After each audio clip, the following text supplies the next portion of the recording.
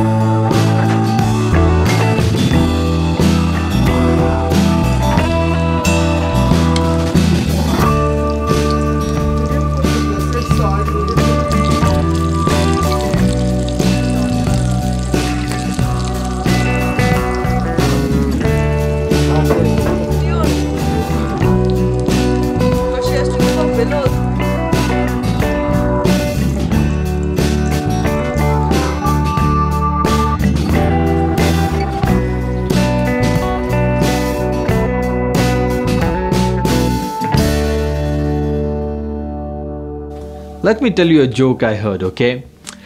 A Jew had applied for an audience with the Pope.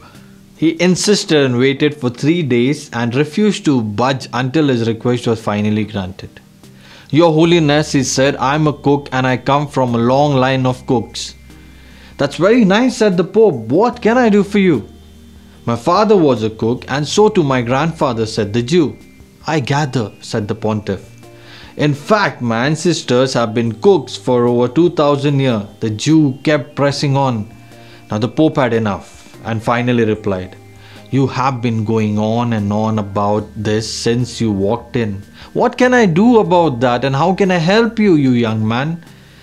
Your Holiness, said the Jew, the bill for the Last Supper hasn't been paid yet. Well, I thought this was funny on the lighter side, but as I began to ponder, I realized how all of us want justice to be met not only where we are concerned, but even where it involves our past generation at times, right? If some aunt or uncle has done our family wrong or said something that has hurt us, or is not giving us a share of the ancestral property, we will not sleep until even their children make amends for their wrong deed. We fail to see what good they have done and refuse to overlook the wrong, no? We want an eye for an eye or tooth for a tooth. But listen to what Jesus teaches. You have heard it was said, an eye for an eye and a tooth for a tooth. But I say to you, do not resist an evildoer. But if anyone strikes you on the right cheek, turn the left cheek also. And if anyone wants to sue you and take your coat, give your cloak as well.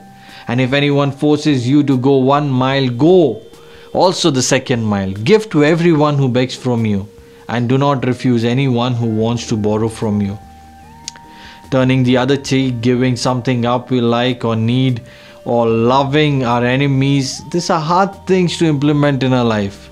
But let us remember that someone paid the price for our salvation. His name is Jesus. Don't you think then that he expects something from us, even if he does not expect? Don't you think we should obey him out of love for what he did for us?